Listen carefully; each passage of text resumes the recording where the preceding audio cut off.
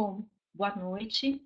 Meu nome é Lúcia, eu trabalho para a Seven Idiomas na área de desenvolvimento acadêmico e eu estou aqui hoje para conversar um pouquinho com vocês sobre um lançamento da Seven, que é o curso de inglês voltado para o vestibular, né?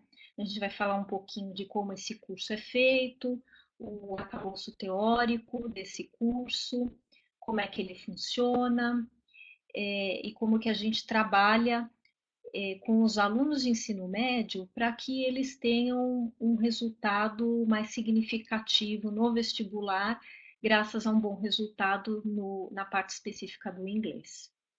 Bom, esse produto ele se chama Inglês para Vestibular, mas na verdade, do ponto de vista pedagógico, ele é o que a gente conhece como inglês instrumental.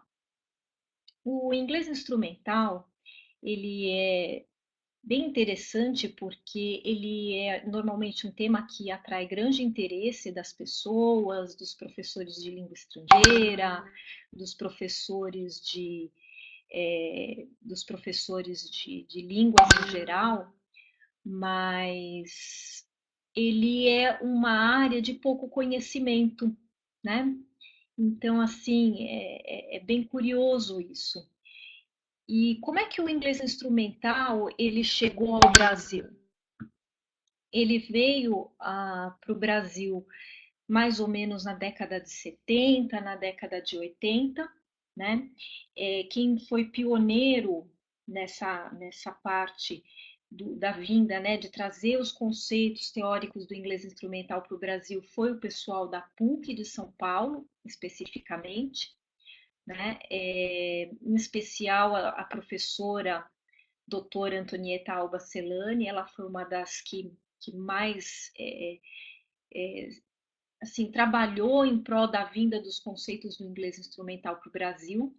Naquela época era bastante interessante, né? Porque, na verdade, a realidade que você tinha no contexto universitário era de muitos alunos nas mais diversas disciplinas, né, como na graduação de História, na graduação de Geografia, Direito, Engenharia, que tinham que fazer leituras de textos acadêmicos, né, específicos das suas áreas, e, em especial naquela época, a maioria esmagadora desses textos eram em língua estrangeira.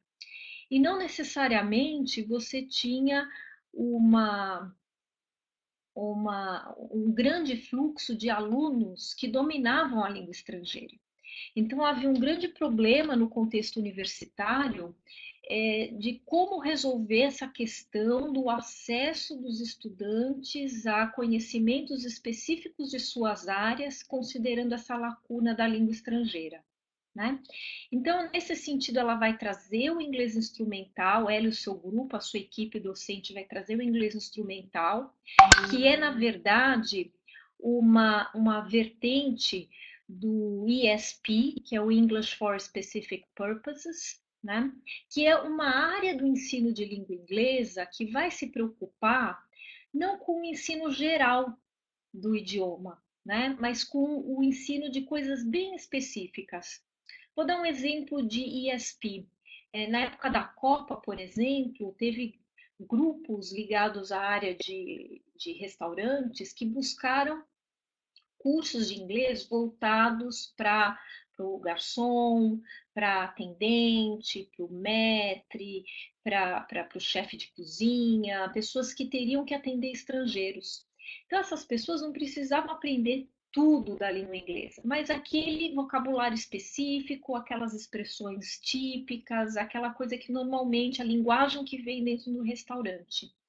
Então, o ESP ele vai se voltar muito ao ensino de qualquer língua estrangeira que seja, nesse caso do inglês, mas para um contexto e uma finalidade bem direcionada. No caso do inglês instrumental, obviamente, que, que essa necessidade tem a ver com a leitura, né? Então, vejam só, a gente vai ter essa visão de trabalho do inglês voltado para a leitura, fazendo uma contraposição de uma visão de leitura que foi muito forte na década de 40, na década de 50. E que visão de leitura é essa? Naquela época, se acreditava que a leitura ela acontecia de maneira linear, ou seja, palavra por palavra. Né? Então, você tem lá o seu livro, você vai ler. Se você chegar numa palavra que você não conhece, procure um dicionário, porque sem aquela palavra você vai ter uma lacuna de entendimento. Então, essa é uma visão de leitura típica dessa época, que, obviamente, contaminava a visão de leitura em língua estrangeira. E é justamente na contraposição dessa visão de leitura que chega o inglês instrumental. Então, ele vai vir também nessa década de 70 e 80, junto com a chegada da abordagem comunicativa para o ensino de línguas estrangeiras. Né? Então, até então, você tinha uma visão de que a língua estrangeira se aprendia por meio de entendimento de gramática e de tradução. Então, que você teria que pegar textos e ir traduzindo palavra por palavra. A gente teve isso muito na escola por muito tempo. As práticas docentes se baseavam justamente em traduzir textos, em ter um dicionário inglês-português, português-inglês. Né? Então, a abordagem comunicativa também, quando chega na década de 70, principalmente na década de 80, ela também vai contribuir nesse sentido e fazer uma mudança na visão do próprio papel das línguas estrangeiras. Né? Então, a língua estrangeira ela vai passar a ser vista a partir da sua função comunicativa e não do preciosismo por todo o conhecimento gramatical, por todo o conhecimento lexical, pelo conhecimento de todas as expressões idiomáticas. É quando a gente vai começar a enfocar funções. Né? Então, qual a linguagem que aparece quando você vai fazer compras, quando você vai ao aeroporto, quando você está num restaurante. Então, vejam que até o próprio entendimento do que é uma língua estrangeira, ela muda nesta época. Né? E aí, a visão de leitura, ela passa a mudar. Né?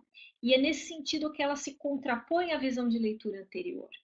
Então, enquanto anteriormente eu pensava na leitura como um processo linear, né, onde uma palavra é seguida da outra, e eu tenho que seguir essa ordem de palavras, a visão instrumental de leitura vai trazer a leitura como um complexo, um processo mais complexo, como se fosse uma teia de aranha, né, como está aí na nossa imagem. Então, você tem vários fragmentos que compõem um todo. Né? E você ter eventualmente um fragmento que está mais solto, que está menos esticado, esse fragmento ele não faz com que a teia se caia, né? Se destrua. Não, porque talvez um outro pedaço da teia que está melhor amarrado, ela dá estabilidade para a teia. Então é essa visão de leitura que chega com essa abordagem instrumental, de que você não precisa ler de maneira linear, e que a compreensão de um texto ela se dá por inúmeros elementos e não apenas pela combinação de um número limitado de itens lexicais. Então, a habilidade de leitura ela vai começar a considerar algumas coisas diferentes. Né? Vai começar a considerar, por exemplo, o conhecimento prévio. Né? Então, se você está lendo, por exemplo, vamos pegar na leitura acadêmica, né? Você está fazendo faculdade de Direito e você está lendo um texto sobre direito, você começa a leitura desse texto já sabendo um monte de coisas. Né? Você já estudou várias leis, você já estudou um código penal, você já estudou um monte de coisa. Então, você não começa o texto do zero. Isso vale para leitura, na verdade, não só de língua estrangeira, mas para qualquer leitura, mesmo em língua materna, você não começa um texto do zero. E o conhecimento prévio que você tem daquele assunto sobre o qual você está lendo, ele te ajuda a ter maior compreensão do que você vai ler.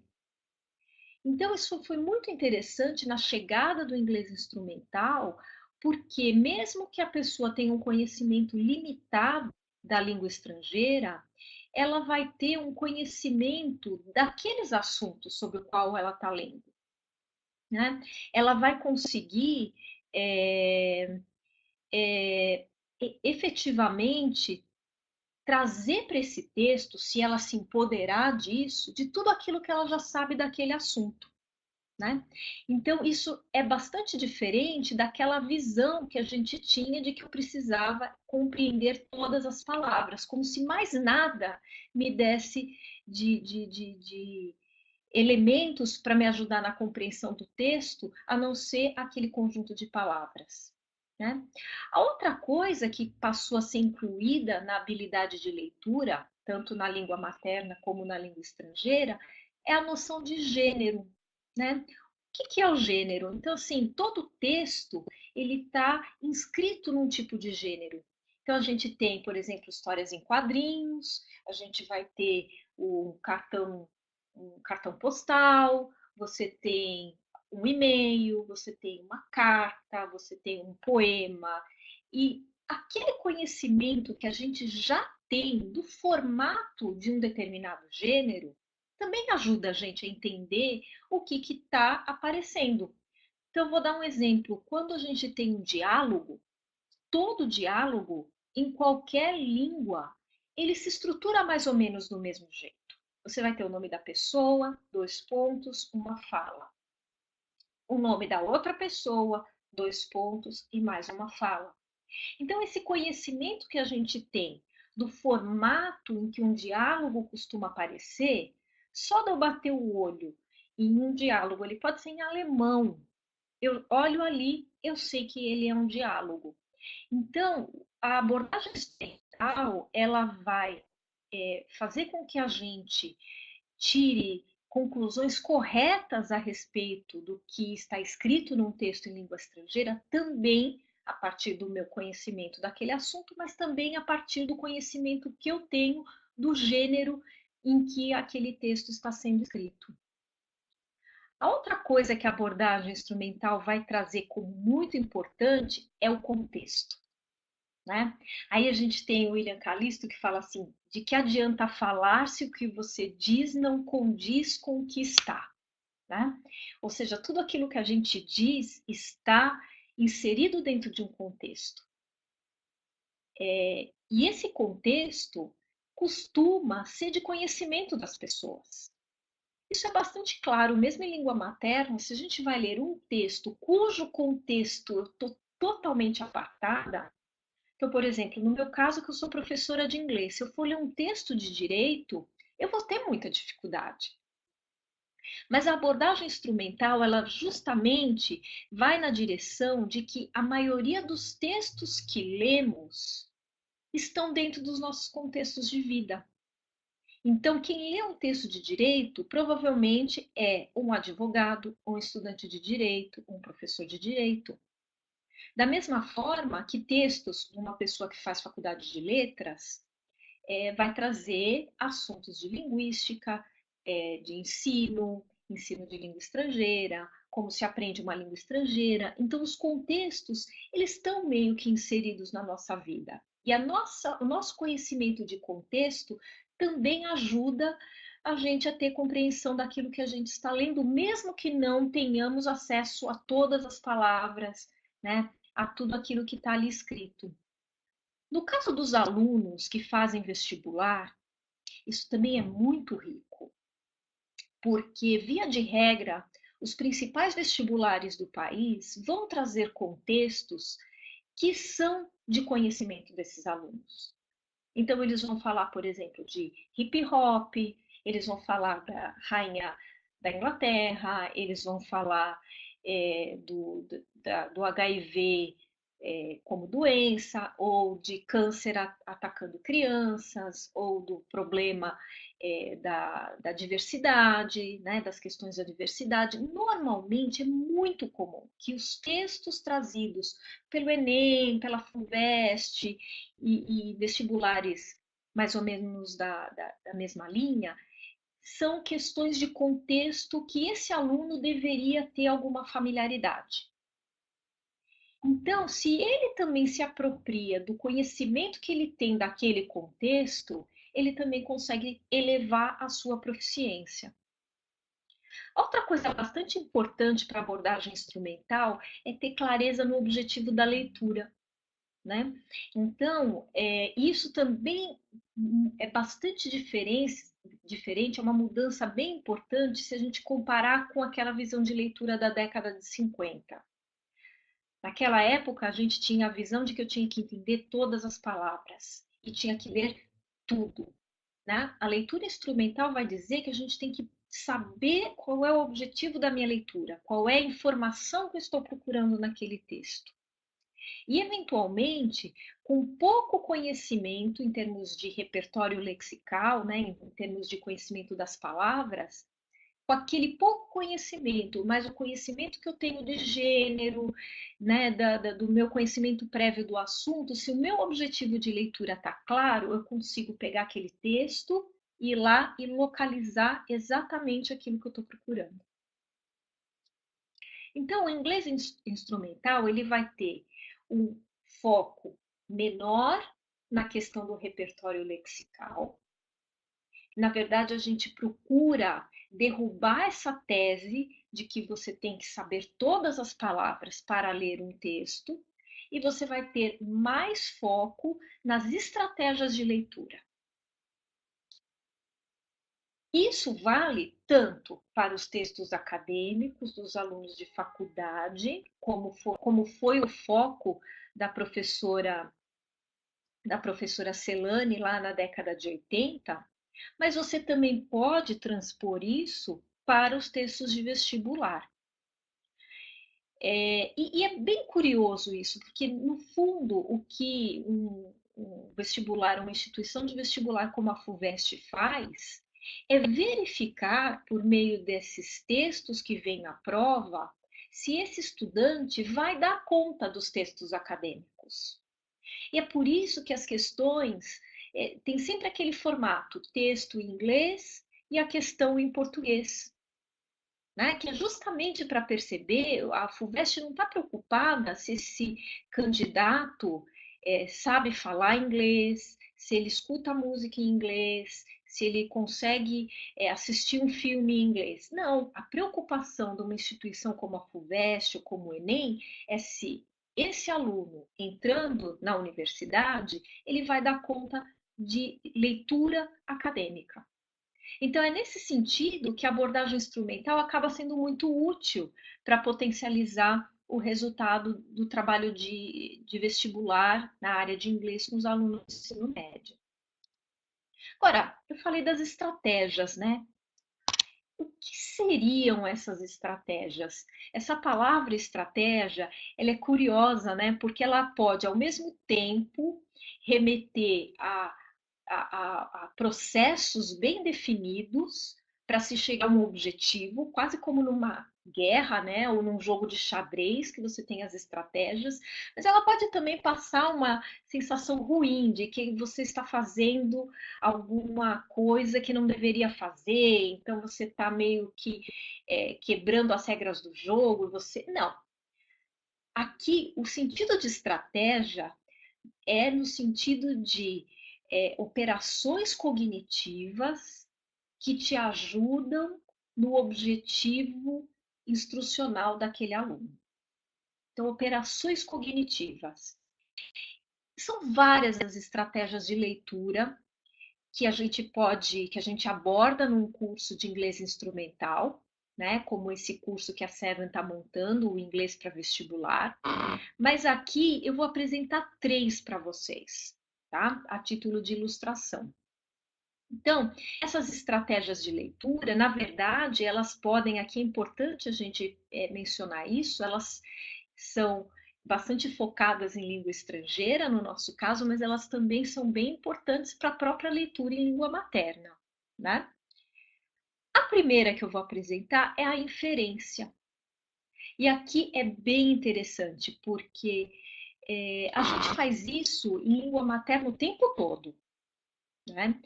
É muito comum, estou lendo o jornal, tem uma palavra em português que eu não conheço, eu, a partir do contexto, a partir do assunto que eu já conheço, a partir da posição dela na frase, muitas vezes eu levanto hipóteses sobre o que aquela palavra significa. Mas quando chega a língua estrangeira, parece que fazer isso é quase como se fosse uma desonestidade. E não é, é uma grande capacidade cognitiva de inferir o significado. E para isso, eu vou trazer um texto para vocês que foi muito famoso na década de 80, justamente quando a professora Celane trouxe o inglês instrumental, que é o Problema na Clambá. Ele é um texto em português que propositadamente foram colocadas inúmeras palavras que não existem em português.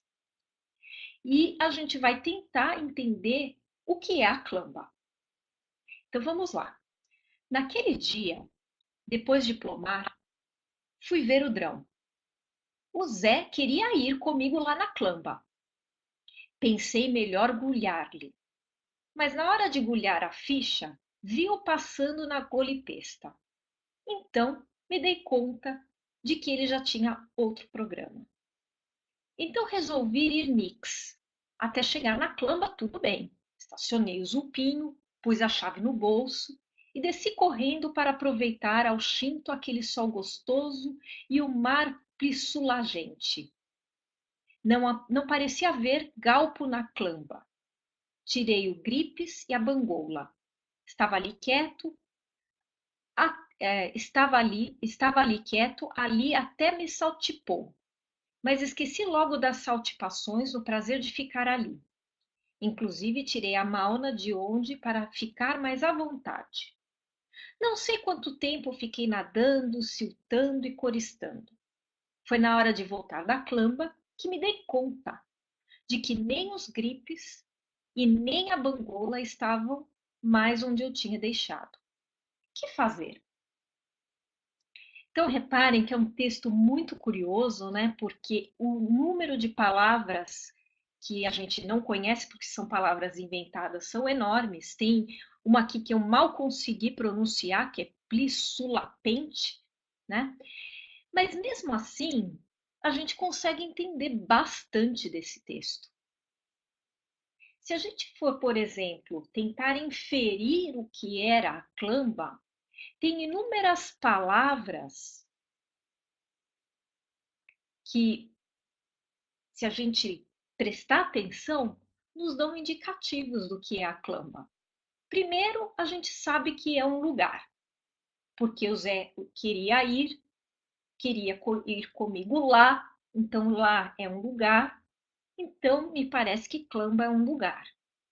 Me parece que também é um lugar legal, porque em algum momento do texto, a clambá é chamado de programa. E o meu conhecimento de mundo me diz que programa costuma ser uma coisa legal, um lugar divertido. Outra indicação de que é um lugar é que ele vai falar que até chegar na clambá. E normalmente a gente chega também em algum lugar. Outro indicativo que eu tenho de que é um lugar legal é a palavra prazer, né? O prazer de ficar ali. Então, não deve ser um lugar, não devo estar falando de um grande problema, de um lugar de suplício, de martírio, mas sim um lugar de diversão. E se a gente juntar com o sol, o mar, e dizer que eu fiquei na clambá nadando, parece bastante óbvio que a clambá é a praia, né? Por inferência, eu posso deduzir que clambá é praia. Eu não sabia, ninguém, né? Clambá, a palavra clambá é inventada. Então, esse texto ele é bem interessante para fazer com que o aluno perceba que a inferência é uma estratégia poderosa no processo de leitura. No processo de língua estrangeira, mais ainda. No de língua materna, muitas vezes a gente usa a inferência quase que inconscientemente. Mas quando a gente fala em língua estrangeira, a gente deve se apropriar dessa estratégia para conseguir ler melhor, para conseguir vencer, por exemplo, se eventualmente eu tenho um repertório limitado de conhecimento lexical numa determinada língua. A outra estratégia que eu vou trazer a título de ilustração, é uma estratégia que tem o nome técnico, né, específico, o jargão é scanning, que é quando a gente, no texto, busca uma informação específica. Esse aqui é bem interessante e é outra estratégia que, via de regra, os alunos acham que a gente está trapaceando, mas não é, porque também a gente usa dela de maneira inconsciente bastante na língua materna. E eu vou trazer um texto aqui para exemplificar. Então, esse aqui é um texto do Enem, do ano de 2010, que é The Death of the PC, né, a morte do PC. E aí a gente vai ter, como eu falei para vocês, né, a gente tem o texto em inglês e a questão em português. Eu nem li o texto ainda. Vou para a questão, para eu ver o que eu tenho que buscar no texto. Qual é a informação que eu vou lá escanear dentro do texto? Aí eu vou ler assim: ao optar por ler a reportagem completa sobre o assunto anunciado, tem-se acesso a duas palavras que Bill Gates não quer que o leitor conheça e que se referem. E aí vem 5 opções. Então, a estratégia de scanning vai fazer eu, na questão, determinar o que eu estou procurando, e aí eu vou no texto e eu vou só me preocupar com aquilo que eu estou procurando. Então, nesse caso, eu estou procurando duas palavras. E aí, quando eu vou para o texto, reparem que lá embaixo eu tenho two words. Two words são palavras de conhecimento bastante básico. Então, é bem curioso que a maioria dos vestibulares, ela faz o seguinte, traz um texto que é recheado de palavras em línguas estrangeiras de nível mais difícil, mas via de regra, ela usa de palavras mais simples para compor a sua questão, o ponto de onde aquele aluno tem que procurar informação. Então, neste caso, a estratégia de scanning, ela vai me apontar no sentido de não me preocupar com o que vem no primeiro parágrafo, e sim de buscar responder essa questão a partir do que está só no segundo parágrafo. Então, isso assim é muito importante, porque muitas vezes o que a gente percebe é o aluno tentando ler tudo, e muitas vezes o primeiro parágrafo tem inúmeras palavras difíceis, construções difíceis, e aí ele lê o primeiro parágrafo, se desanima porque não entendeu, só que aquilo que ele precisa ler e entender efetivamente está só no segundo parágrafo, que tem construções mais simples e itens de vocabulário mais básicos, né? Outra coisa é que, às vezes, mesmo o aluno que tem um conhecimento de inglês maior,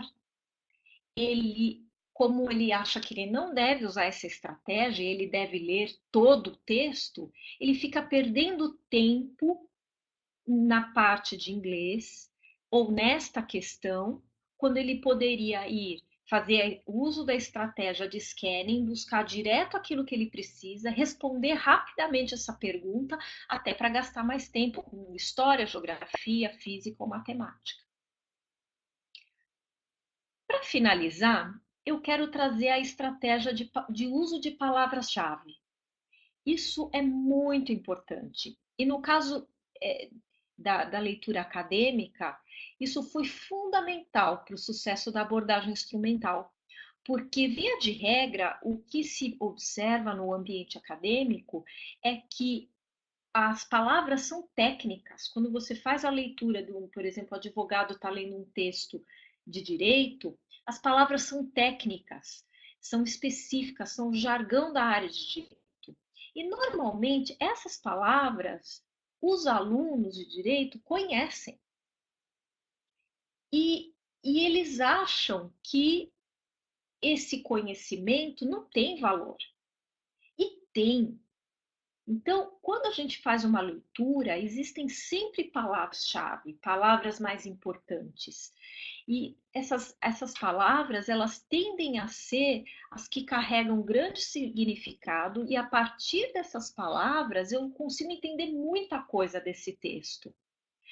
Se eu tenho um conhecimento mais restrito, mais básico, mais elementar e menor, eu posso dar muita atenção aos cognatos, né? O que são os cognatos? São aquelas palavras que aparecem em língua estrangeira, mas que são parecidas, semelhantes com as palavras do meu idioma ou de um outro idioma que eu domino, né? Via de regra, como a gente está num país onde a maioria das pessoas fala só a sua língua materna, né?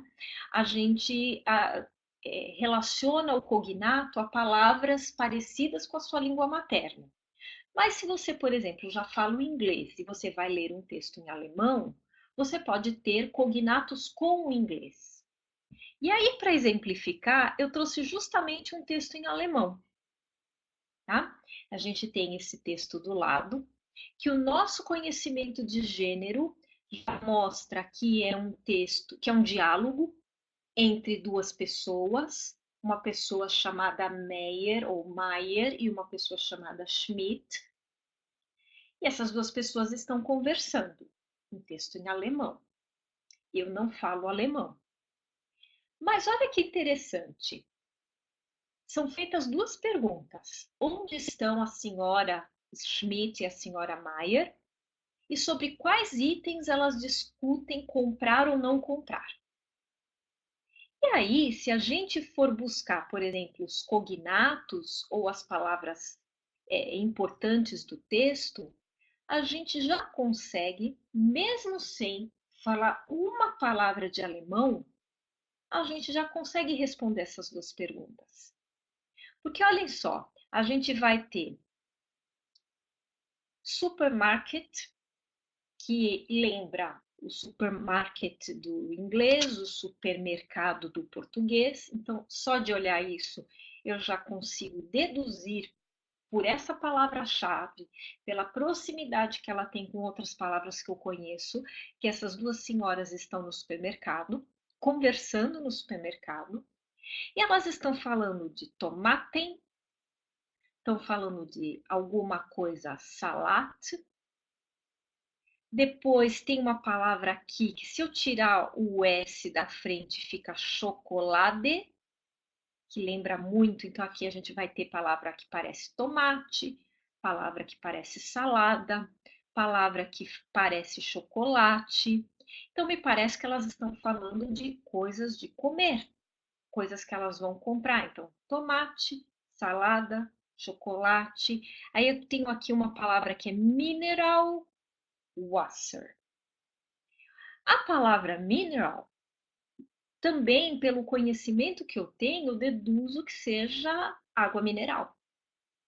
E como eu falo inglês, eu conheço a palavra orange. Orange alguma coisa deve ser suco de laranja ou néctar de laranja, né? Até porque, como ela está junto com a água mineral, elas devem estar falando de coisas líquidas. Se não fosse, eu poderia deduzir que poderia ser geleia de laranja, é, doce de laranja, mas com certeza são coisas de comer. Então, notem que assim, eu não falo uma palavra de alemão, mas o conhecimento, a proximidade dessas palavras com as línguas que eu conheço me ajudam a deduzir muito do texto. Então, mesmo sem eu saber nada de alemão, eu sei que é um texto de duas senhoras que estão no supermercado e que devem estar discutindo o que comprar e o que não comprar no supermercado. Eu não levantei, mas a gente ainda tem aqui, ó, a palavra quilo, quilo de alguma coisa. Esse alguma coisa eu já não consigo deduzir, ele já não é um cognato. Mas reparem que, para quem não fala uma palavra de alemão, eu já consegui entender bastante coisa do texto. Então, eu apresentei aqui para vocês 3 estratégias. O nosso curso, ele trabalha inúmeras estratégias, são cerca de 12 estratégias, 15 estratégias.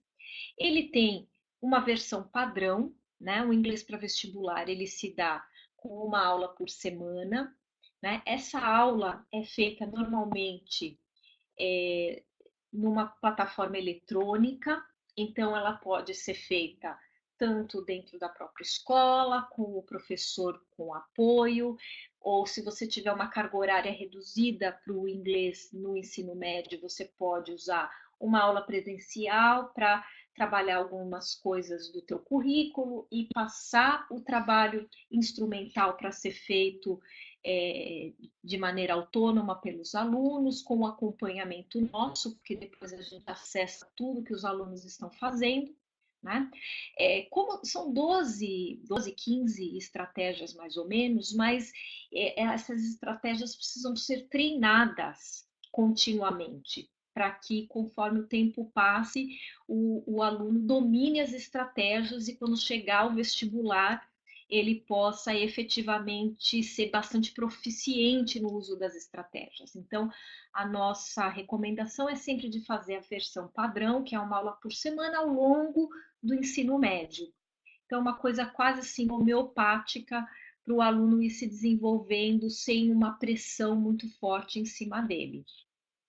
Porém, nós temos também o formato da maratona, né? Muitas vezes a gente tem demandas de clientes que não trabalharam com isso ao longo do tempo e gostariam de fazer uma coisa de nível de imersão, né? Então, aí nós temos 15 aulas que assim não já dão um resultado rápido, né? Mas ele aí já é mais imersivo, então você tem que pegar, por exemplo, um mês e o aluno vai fazer uma aula um dia sim, um dia não, um dia sim, um dia não, um dia sim, um dia não, para ele pelo menos chegar no vestibular apropriado das estratégias. Ele não vai estar tão treinado, né? Ele não vai estar tão rápido no uso das estratégias, mas ele já chega para o vestibular com uma visão diferente e uma capacidade maior de tirar um bom resultado, de gabaritar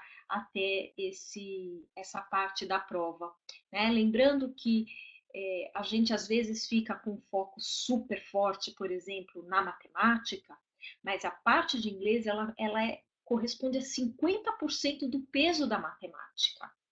Né? Então, assim, se a gente tiver um aluno que consegue ir lá e gabaritar, ou quase gabaritar a parte de inglês, ele tem assim uma vantagem muito competitiva e muito importante em relação a outros candidatos que vão lá e chutam tudo na letra A e vão acertar 20, 25% da prova apenas.